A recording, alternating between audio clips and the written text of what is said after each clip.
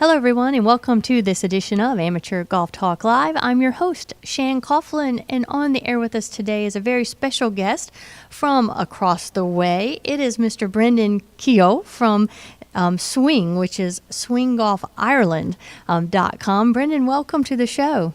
Thank you, Shan. And I have to be honest, after meeting you here recently at the 2015 PGA Merchandise Show, I could just sit and listen to you talk about golf with the accent all the time. Do you get that a lot over here? Yeah, we certainly do, and I hope your listeners can understand me now with my good Irish accent. Well, I'm sure they can, and we will make sure to put them or point them in the right direction to get all the information we're going to talk about today. But also we're hoping that a lot of our international listeners are hearing what you have to say as well. But we talked quite a bit about the southwest part of Ireland and all the golf there is. And you told me something interesting. You said a lot of the Americans who come over love the links golf. And so let's talk a little bit about that and why that is. Yes, Shan. I suppose within Ireland you have two distinctive golf products. You have traditional parkland courses that are well over 100 years old, the original designs from the influence of the British, British forces that were stationed in Ireland going back the years. And then you have obviously the world-renowned links courses. Mm-hmm. And to put links golf in context, there are only 151 or 2 pure links courses in the whole world. And a third of those are in Ireland. So normally they are positioned, you'll find them on the coastal routes, created by nature, sand-based, and offer a serious challenge to the American golfer who, from one end of the year to the other, doesn't experience this type of golf. So obviously we have world-renowned names right throughout the country, and again we have distinctive regions throughout the country. We have the Southwest, as you mentioned, which would probably have to be biased here, one of the most popular regions, because it would house some great brand names like Ballybunion, Lahinch, Tralee, Waterville, the Old Head of Kinsale, Doonbeg, Dukes, Dingle, all classic links courses, and all within a fabulous region that's well serviced by the airlines and by an infrastructure with superb accommodation and great dining experiences and the crack. Also mirroring that, you have the Northwest region, which would have some superb courses as well, like Carn, Enniscrone, Sligo, up to Donegal, Rossapenna, Port Salon, Ballyliffin, some great links courses as well. And over in the northeast part and Dublin, you have the famous, obviously, Royal County Down, where the Irish Open is being held this year. And also you have Royal Portrush, where the Irish Open was played 2 years ago, but is now on the rota for the British Open. More than likely, the British Open could be played in Ireland, which sounds very funny, Northern Ireland, in 2019. Yes, that seemed to be a big buzz when we were there, that this is a pretty big maybe, but it sounds fairly promising. Yeah, it's very, very exciting times. And, you know, from my point of view, whilst I'm representative of the Southwest region, naturally we work throughout the whole country. So each of us that you met over at the PGA show would have been complementing each other in selling all of Ireland, being such a small destination. And as I said, as you move further down, you're going into County Louth, where Shane Lowry won the Irish Opens in amateur, and into the Dublin region, where you have Portmarnock, Royal Dublin, the Islands, the European Club, some fabulous links courses again, you know. Well, I was fortunate enough to meet you or to be introduced, and we'll give our friend a shout out, Mr. John Glozik from the Long Island area, and he publishes golfing magazine from that Long Island area. And thank you, John, for introducing me. But he had just been there in October, and you know he's a New Yorker, so he's pretty particular, and he just went on and on and on about not only the golf, and y'all talked about this too, but also the culture and what happens after golf and the hospitality of Ireland. And it really did just make you want to jump on a plane and head straight over there. But he fell in love, I think, with the pubs, too. Yeah, I think, and I'm glad to hear. I met John, and obviously with your good self, and he was very, very, very excited, having returned from a fabulous trip there even in October, which is also a good golfing time of the year. But in selling golf in Ireland, we try to emphasise, people go on golf trips, and you have few things that happen. Some guys travel and they won't even bring their spouse because they think, what will the women do, or what will my spouse do? It could be male when I'm playing golf. And there is so much to do, and we try to sell the complete and unique package. In actual fact, we call it a lifetime experience because there is so much for non-golfers to do while the golfers are out testing their skills on the links courses and certainly the parkland courses as well, which give people a reprieve, a day off.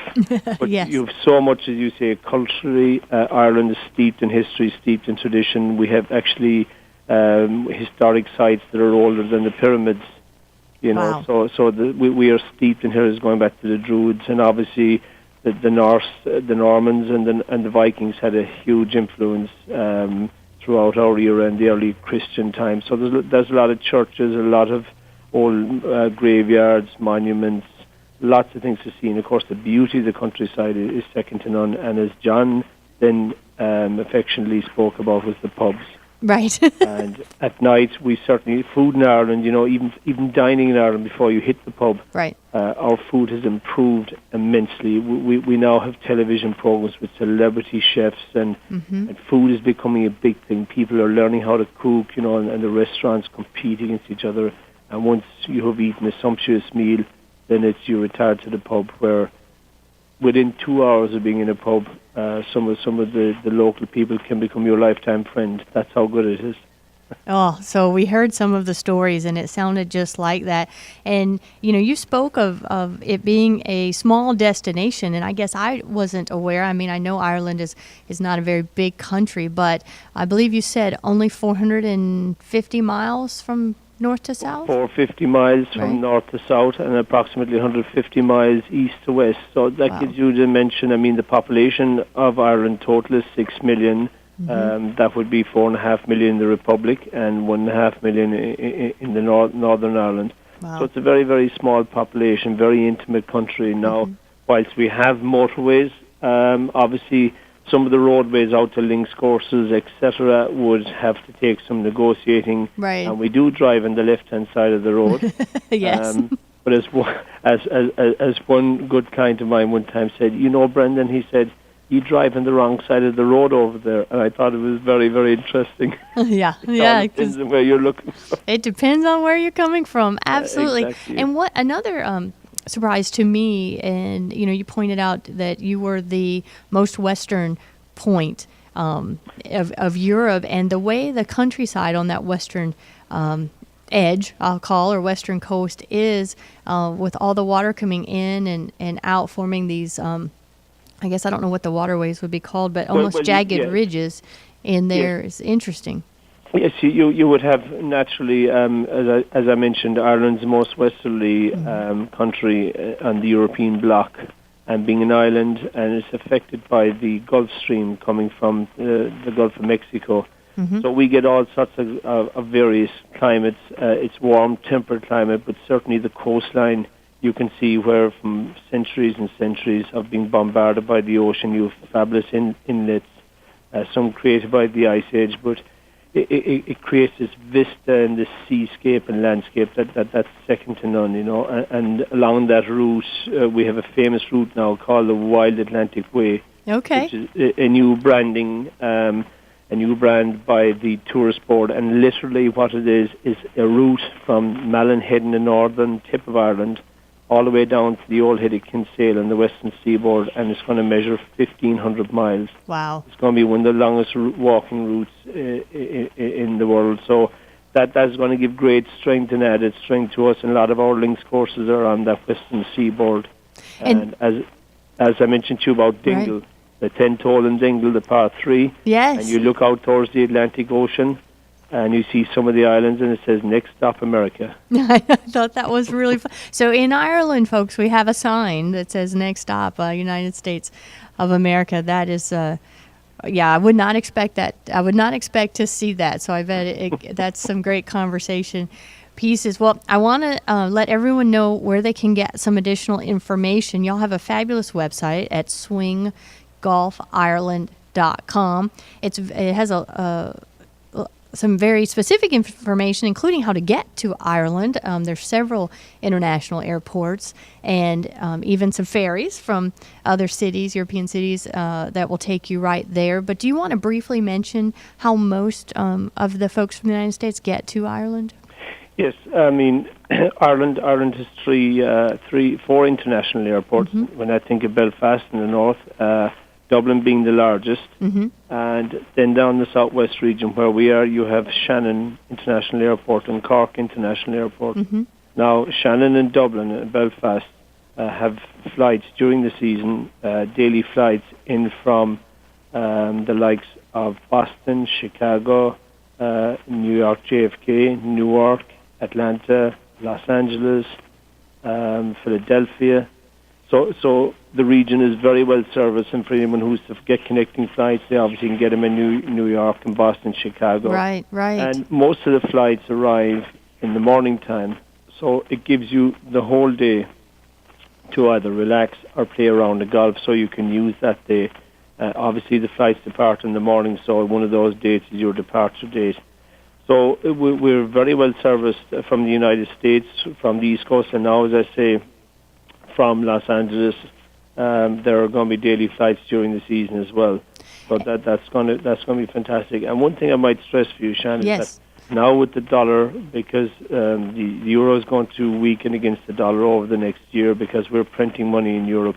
Okay. The dollar has never been as strong in the last 10 or 12 years.